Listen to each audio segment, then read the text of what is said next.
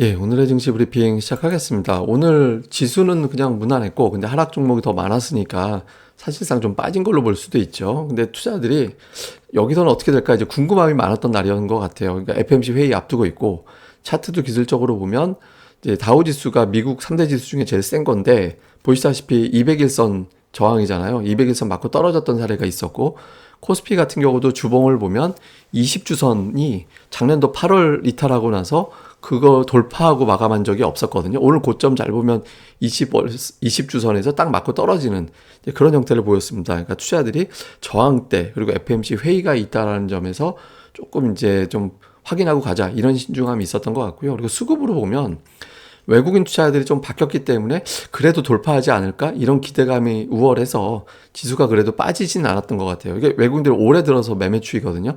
고점과 저점이 낮아지다가 7월부터는 매매 동향이 저점과 고점이 높아지는 쪽으로 바뀌었잖아요. 그래서 외국인들이 계속해서 매수를 해주면 돌파도 할 것 같은데 이런 기대감도 있고 그래도 저항대니까 일단은 좀 팔아놓고 또는 이제 빠져도 매수하지 말고 조금만 빼놓고 한번 보자. 그러니까 이런 정서가 돌아갔던 하루였던 것 같습니다. 근데 오늘 뭐 지수가 또 오지도 못하고 내리지도 못하고 좀 막혔던 건 그러니까 미국의 ISM 제조업 지수를 비롯해서 지표들이 좀 엇갈렸어요. 오늘 뭐 구인 공고가 뭐 예상했던 것보다 많이 나와서 고용이 탄탄하다 이런 이야기가 나왔었잖아요. 미국 제조업 지수인데 제조업 지수 자체는 낮아지고 있습니다. 이게 낮아지면 우리나라 수출이 좋지 않거든요. 이게 우리나라 수출하고 같이 가는 경향이 있어서. 근데 세 항목을 보면 이게 고용 지표예요. 고용 지수. 그러니까 제조업 지수 안에 있는 고용 지수만 따로 뽑은 거거든요. 그냥 일자로 가요. 그 제조업 지수는 빠지는데 고용은 일자로 가거든요. 그러니까 사람을 여전히 구하기 힘들다. 그럼 월급 더 줘야 되는 거. 그러니까 이거는 이제 발목을 좀 잡는 요인이 될 수 있죠. 반면에 이게 가격 지수인데 가격 지수는 빠지고 있어요. 아, 그러면 앞으로 인플레이션 수치는 좀 완화될 수도 있겠구나. 이 두 가지가 좀 충돌되죠. 근데 우리는 이걸 더 주목해야 됩니다. 왜냐하면 이 녹색 선이 이 가격 지수고 검은색 선이 미국의 인플레이션 지표거든요. 근데 인플레이션 지표하고 이거하고 결국엔 같이 가요. 그러니까 이게 이렇게 뚝 떨어져지면 결과적으로는 이후에 인플레이션도 빠질 가능성이 높다. 그러니까 투자자들이 볼 때는 지금의 고용 지표가 세긴 하지만 인플레이션이 정점을 치고 빠질 가능성도 있기 때문에 그러면 좀 쉬었다 다시 가지 않을까? 이런 기대감이 있는 거고 이런 부분들이 미국 시장도 고용 지표가 그렇게 나왔음에도 불구하고 많이 빠지지 않게 막아냈고 우리 증시도 FMC 앞두고서 그래도 좀 덜 빠지는 그런 분위기를 만들어 줬던 것 같습니다.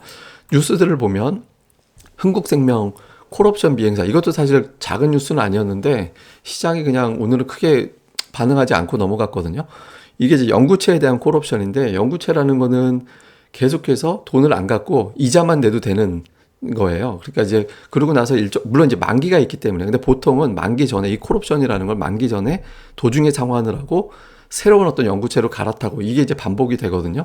그러니까 이제 보통 이게 콜옵션 비행사했다라고 해서 뭐 당장 돈을 안 갚았다 이런 건 아닌데 일반적으로는 도중에 갈아타서 서로 어디 새롭게 자금을 조달을 해와서 기존에 이제 도중에 상환을 하고 새롭게 이제 또 연구체를 시작하는 그런 형태를 보이는데 이걸 갖다가 도중에 갚는 걸 안 하고 그냥 더 끌고 가겠다라고 해버린 거예요. 그래서 자금 조달이 어려우니까 그렇게 됐겠죠. 그래서 혹시 이게 자금 경색 이렇게 물음표가 있었는데 오늘 그렇게까지는 해석을 안 한 것 같고 근데 이게 이제 조금 몇 개가 더 나오면 조금 의식을 할 겁니다.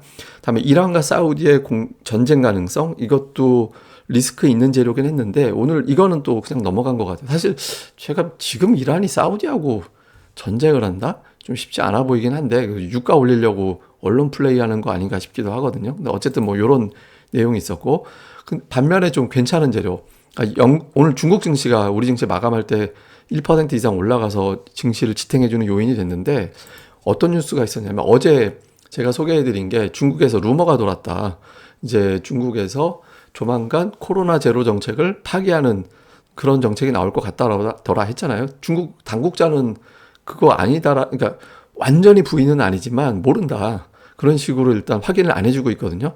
근데 오늘 또 다른 루머가 돌았는데 뭐냐면 구체적으로 이번 주 금요일에 코로나 제로 정책, 코로나 규제를 조금 더 완화하는 다양한 어떤 대책들이 나올 것 같다. 이 이야기가 또 루머로 돈 거예요. 그래서 중국이 계속해서 이와 같은 내용들이 나오면서 증시가 올라가는 그런 현상이 나오고 있거든요. 그래서 투자들이 오후 들어서 FMC도 있고 해서 조금 매도할 수도 있었는데, 중국이 올라가네. 중국이 경기를 조금 회복시킬 수도 있겠는데 라는 게 이제 좀 오후 들어서 지수가 밀리지 않게 막아주는 그런 역할을 했던 것 같습니다. 다음에 수급에선 외국인들이 이틀 동안 거의 1조 원 샀어요. 근데 기관이 팔았고 코스닥 쪽은 또 양쪽 매도하다 보니까 하락 종목 수는 더 많은 그런 형태를 보였고, 종목은 외국인들은 약간 이제 복귀, 10월 초에 매수했던 종목군들을 다시 그대로 가는, 그러니까 삼성전자, LG에너지솔루션, 하이닉스가 다시 매수 쪽으로 들어왔고, 삼성 SDI 들어오고, 자동차, 현대차, 모비스 여기 또 들어가 있잖아요. 그래서 10월 초에 매수했던 종목군들이 그대로 들어가는 형태를 보였고, 반면에 이제 최근에 뭐 원전 수주라든가 다음에 방산 수출 이런 거하고 관련된 종목군들은 조금 매도 쪽에 들어가 있는, 뭐 하나에어로를 매수하긴 했지만 그런 형태를 보였고요. 기관은 그동안에 좀 속속했던 종목들, 네이버라든가 카카오라든가 뭐 이런 종목군들, 좀 못난이로 분류가 됐던 종목군들의 매수가 일부 좀 포진이 됐고요. 반면에 이제 대형주 시가총액 높은 종목들은 매도하는, 이게 왼쪽에 보이는 게 기관의 금융투자 매도해서 그래요. 금융투자가 주로 이제 뭐 차익 또는 비차익 거래를 많이 하니까 뭐 그런 형태의 매도 나온 게 특징이었습니다.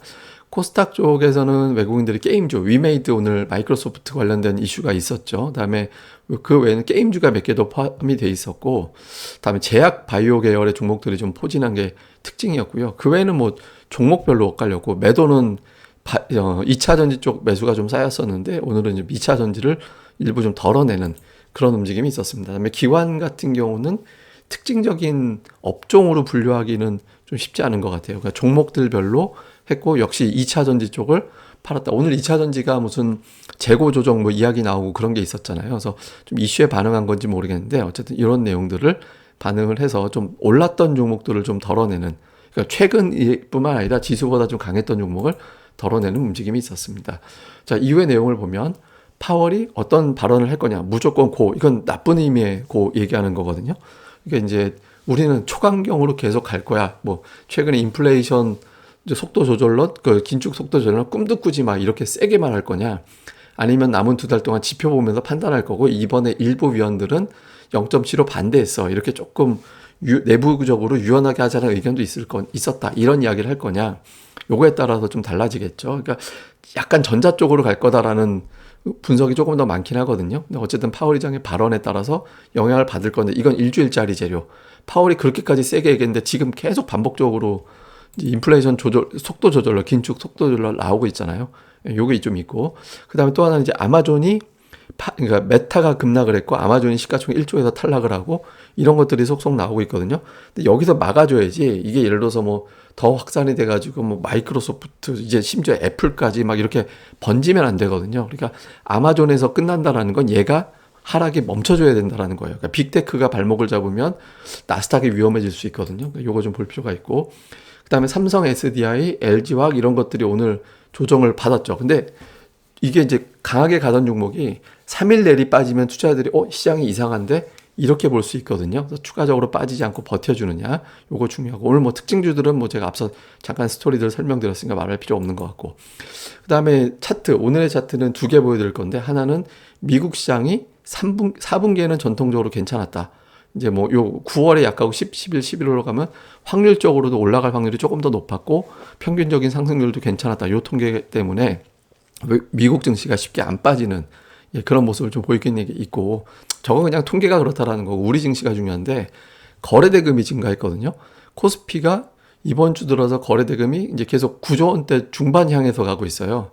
코스닥 같은 경우는 더 그러니까 월요일에 4조 천억 바닥 찍고 오늘 거의 6조 원 가까이, 그러니까 거래대금이 거의 40% 이상 증가를 했거든요. 그리고 700포인트 저항대를 자꾸 긁기 시작하고 있어요. 그래서 여기서 이제 700포인트를 돌파를 할 거냐. 이게 왜 여기서 제가 거래대금 증가를 말씀드리냐면, 오늘 뭐 주가가 빠지긴 했지만 FMC 회의 내용이 괜찮다라고 평가가 되면, 그동안의 대형주 장세가 코스피 위주로 됐다면 코스닥 쪽에서도 조금 더 적극적인 어떤 뭐 시가총액이 괜찮은 종목들의 종목 장세가 만들어질 수도 있거든요. 거래대금이 증가하면서. 이게 저항대라서 되게 아슬아슬한 자리라서 그런 장이 안 만들어지면 이제 700 맞고 빠지고 2350 맞고 빠지고 이런 형태가 될 수 있거든요. 그래서 이제 코스닥에서 새로운 어떤 종목군들 또는 이제 정돈된 어떤 종목 장세가 나올 수도 있어서 이제 이후에 거래대금이 증가되면서 올라가는 쪽으로 그렇게 되고, 이제 외국인들이 또 코스닥 쪽에서도 이제 매수가 시작되면서 어떤 업종을 택하게 되는지 이것도 좀 주목해서 볼 필요가 있습니다. 근데 뭐 이게 FMC 회의에 따라 달라지는 거라 그 위의 상황은 또 그것도 봐야 될 것 같습니다. 예, 뭐 또 자세한 내용은 또 계속해서 설명을 드리도록 하겠습니다. 그래서 뭐 내용 나올 때마다 정리해 드릴 테니까 이 방송 구독하기 꼭 부탁드리고요. 그리고 네이버에서 고릴라 리서치도 방문 검색 많이 부탁드립니다. 감사합니다.